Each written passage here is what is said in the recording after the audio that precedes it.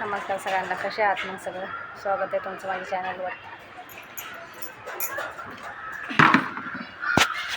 आले बघा रात्री लय उशीर झाला यायला. आले मुंबईला पोरांमध्ये. पोरं एवढे माझे खुश झाले आणि त्यांना एवढं बरं वाटलं होतं. 8-10 दिवस त्यांना सोडून राहिले होते ना.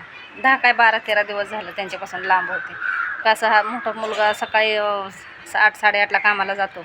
8:30ला कामाला गेला की मग तो 6ला सुटतो. 6ला सुटल्याच्या नंतर मग 11 वाजता परत कॉलेज, 11 वाजेपर्यंत कॉलेज. मग त्याच्यानंतर त्यांना परत त्याला येऊन जेवण बनवायचं. त्रास खूप होता त्याला. छोट्याला काय नाही, मोठ्या मुलाला खूप त्रास व्हायचा. त्यांना मी आले तर एवढं बरं वाटलं, चल मग मी आले म्हणून. असे त्यांना सोडून राहिले नाही हो, कधीच राहिले नाही. आज 20 वर्षाचा 23 वर्षाचा आहे मोठा मुलगा माझा. त्याला कधीच मी इतके दिवस सोडून लांब राहिलेले नाही आहे. इतक्या दिवस काय 2 दिवस पण पोरांना सोडून राहिले नाही. पण आता काय करायचं, पोरं तेच मला म्हणतात की मम्मी तू आम्हाला सोडून कधी राहिली नाही, 1-2 दिवससुद्धा राहिले नाही. तू इतक्या दिवस किती दिवस राहते आम्हाला सोडून. पण काय करायचं, जसं टाईम येईल तसं राहायला लागतं. वेळ काळ असते, सांगून येत नाही कोणची वेळ काळ. सगळ्याच गोष्टी काय होतं आपल्या मनासारखं होत नाही दोघांना. सगळ्याच गोष्टी कुठंतरी काहीतरी अडचणी असतात.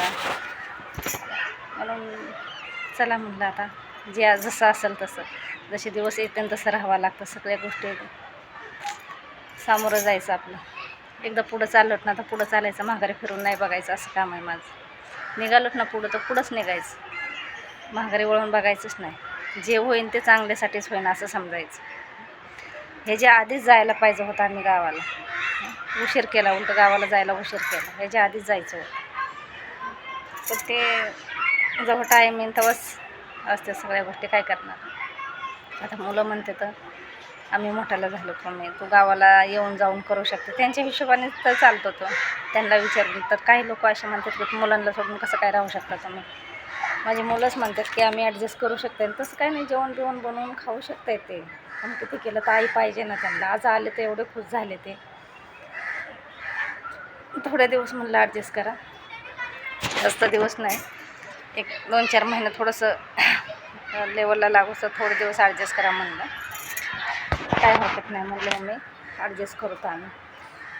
आता इकडं आले की दाजीची तब्येत खराब होते. हे दमट वातावरण आहे ना एकदम, तर हे वातावरण त्यांना बिलकुल सूट होत नाही. तुमच्या दाजीला अजिबात हे वातावरण सूट होत नाही. इकडं आले की ते टेन्शन. म्हणजे आता 5-6 महिने झाले ना गावाला जायला लागलो, तर तिथलं वातावरण त्यांना सूट होतं. एकदम तब्येत खराब होत नाही, चक्कर येत नाही, एकदम क्लिअर तब्येत राहते, एकदम ठीकठाक. नाही तर इथं आले की सारखे वेळेवर झोपलेले असतात ते. मग ते बघून सगळ्यांनाच टेन्शन येतं. मग ते गावाला असलेले परवडतात. पण ते पण गावाला, मी इकडं आले की ते गावाला एकटेच पडते. तर ते एकटे गावाला राहिल्याच्या नंतर तिकडं पण करमत नाही मग, असं होतं. कारण की ते एकटे, पण ते एकटे असले ना गावाला, तब्येत एकदम क्लिअर, दुखणं नाही, भाणं नाही, काही नाही. हे तर सारखा दवाखाना. टेन्शन येत नाही ते एकटे गावाला असले तर. तब्येत ठीक राहते म्हणून टेन्शन येत नाहीत. एकटे राहतात म्हणून टेन्शन येतं. पण माझी किती धावपळ आहे. मला इथलं काम पण बघायचं, मुलांचं टेन्शन, गावाकडचं टेन्शन, किती टेन्शन येतं मला. आणि तुम्ही म्हणता तर तुम्ही गावाला आरामशीर राहता, तुम्हाला पोरांची गरजच नाही आहे. पोरं कसे खातात, असे काय काय कमेंट येतात, खातात का नाही. मला सांगा, एवढी धावपळ करायची कोणासाठी करायची? त्यांच्यासाठीच तर करायची. कराय का नाही, त्यांच्यासाठीच करायची ना. आता कसं आहे, करीत राहायचं. कोणीच कोणाचं नाही, कोणी कोणाचं नाही. आपलं कर्तव्य आहे, ते कर्तव्य पार पाडत राहायचं. कर्तव्याला चुकायचं नाही, असं माझं मत सांगतं. आपलं जे कर्तव्य ते करीत राहायचं, पुढं काय का असं. त्यासाठी एक निर्णय घेतला, बघायचं प्रयत्न करून बघायचं तिथं जाऊन कसं लेवलला लागते. कारण चांगलं लेवलला लागलं तर काहीच हरकत नाही आहे.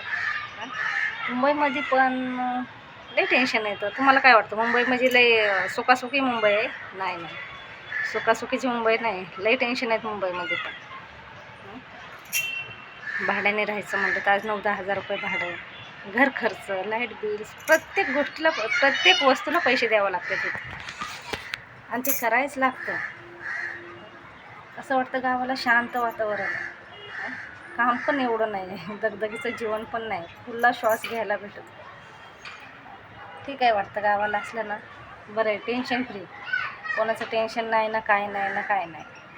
आपलं वावरातलंच करायचं, वावरातलंच रानातलंच करायचं ना, आपल्या घरीच बसायचं, कुठं जाणं नाही ना येणं नाही. इथं किती टेन्शन येतं तुम्ही मला सांगा. खूप टेन्शन येतं इथं. गावाला राहते ना 8-15 दिवस, एकदम शांत वातावरण असते, एकदम शांत डोकं होतं. इथं आले की झालं टेन्शन झालं एकदम.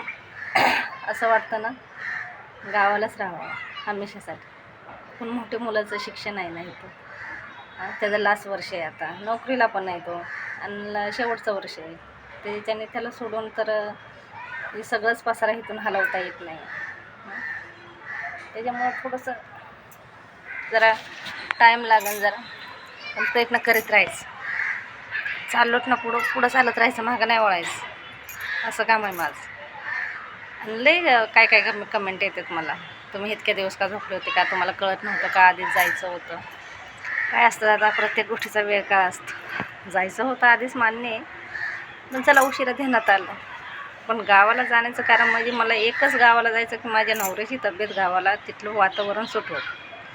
त्याच्यासाठी गावाला जावं राहावं असं वाटतं, त्यांच्यासाठी. आता मुलं काय गावाला येणार नाहीत, राहणार नाहीत. मला माहिती आहे ह्यांना मुंबईला राहायची सवय, हे काय गावी राहणार नाहीत. ते इकडंच राहणार, इकडंच कामधंदा करणार, इकडंच राहणार. कधी त्यांना असं वाटलं पुढं आयुष्यात की गावाला जाऊन राहावा, आता मी तरी नोकरी किती दिवस करणार आहे. त्यांच्या मनाने येते तवा येते, राहते तवा राहते, जसं असेल तसं. पण आपलं कर्तव्य आपण करीत राहायचं, एक सपोर्ट करीत राहायचं. तुम्ही पुढं चला, आम्ही हे सपोर्टला पाठीमागे. आपलं कर्तव्य काय, तेवढंच कर्तव्य आहे ना. आणि तुम्ही म्हणता मुलांना सोडून राहतात, एवढी धावपळ कोणासाठी आहे, त्यांच्यासाठीच आहेत ना.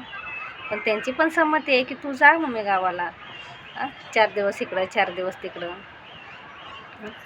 टेन्शन होतं मला पण थोडं, पण आता काय करायचं, ते टेन्शन सगळं मागं टाकायचं आणि पुढं चालायचं. माझ्या नशिबात तर पहिल्यापासून टेन्शनच आहेत. टेन्शन नाही असं नाही, पहिल्यापासून टेन्शनच आहेत. पण काय वाटत नाही त्या टेन्शनाचं, जसं असेल तसं सरळ राहायचं, सरळ बोलायचं. काय नाही, कुठं ना कुठं चांगले दिवस येतात, आणि कधीतरी चांगले दिवस येण्यासाठी वाईट दिवसातून पण बाहेर पडायला लागतं. असं असतं, एकाएकी चांगले दिवस येत नाहीत. खरं आहे का नाही.